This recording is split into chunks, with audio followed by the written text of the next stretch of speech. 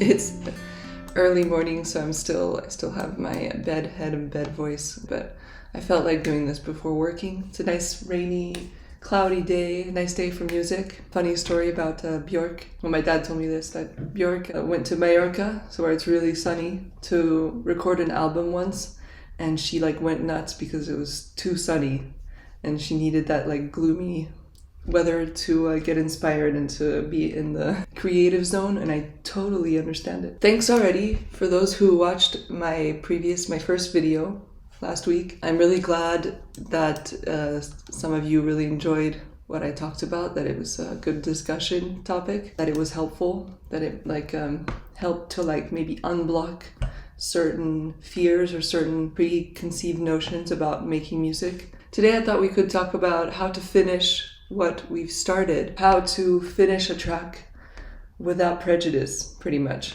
Even up to a few years ago, 3 years ago, I had this fear of not finishing the track well enough. It was really something that blocked me. Maybe it was actually just sloth.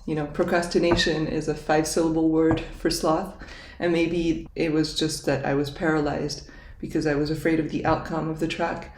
It's so easy, and I think I'd speak for many of us, it's so easy to start something, including music, including a track. You get that initial drive and that initial motivation because you feel inspired by something, and so you start to put it on your DAW or on paper. And then that initial excitement after repetition can start to fizzle out when you feel like you've been working for hours and not much progress has been made, because that's just the story of life, Then you can get a bit discouraged, and you can feel like there's no point in me continuing this. Maybe this is not worth finishing. All this negative talk can start to happen. It can start to build up in the mind. I'm here to tell you how to blast all of that away, and how to really embrace the process as being beautiful in itself and not judge the outcome. Of course, there are some tracks that you're going to love more than others. It's normal. It's I really feel like this has to do with abandoning that idea of perfection. You strive towards being your best self as a composer, as a musician. I don't know what is the thing that motivates you, but for me it's I'm searching for beauty. I'm searching for expressing my things that cannot be expressed into words. Doing that through music is like a form of poetry. For me, that's how I view it. But of course, not everyone has the same reasons to make music. Doesn't have the same sources of inspiration. But just try to stay as true to yourself as you can be. When you trust the process in itself and you enjoy it, and then you laugh if you feel like you've been spending 4 hours in the studio and you've changed 2 things, or you keep going back.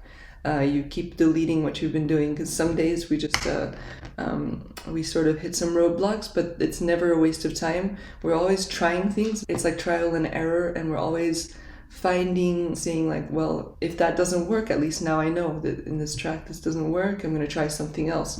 Nothing is a waste, and nothing is a waste of time. You're always building, and you're always learning from yourself and from the musical process. How to finish a track without prejudice is to strive towards being your best self, but not striving towards an ideal of perfection, not trying to become perfect in what you do. When you try to become something that isn't possible, this is true for everything. We see it in our society with looks, with our appearance. There's an ideal of beauty that is photoshopped. The ideal maybe that you have is unrealistic in terms of the perfect track, because first of all, it's subjective. There are people who are going to love what you do, and some people are not going to feel what you do. Yeah, I keep saying this, but trying to be as authentic, as aligned with your ideals. Finishing a track is not a means to an end, because it's never over, but seeing it as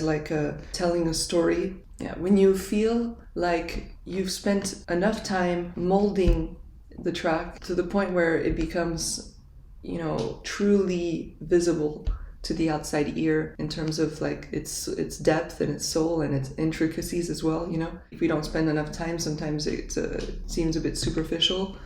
But once you feel like you've captured what this track is all about, you can start to think about turning the page you can start thinking about tying loose ends. I like to see it like that because it's like a track that's not finished. It's like an open-ended story. So tying up those loose ends is a skill in itself and something that you learn to do. You might find yourself learn or start to adopt certain templates. I don't want to call them templates, but you know, certain recurring patterns, whether it's like some type of fade out. I realized like the more time I spend mixing, the more time I spend making tracks. Of course I use some effects. I use auto filters. I use self-modulating elements that sound organic, that evolve over time. I like elements that modulate over time that are not super obvious because they're not modulating quickly, but then it's like when you're listening to it like 30 seconds later, you're like, oh, how did that get from there to there? You didn't realize the change.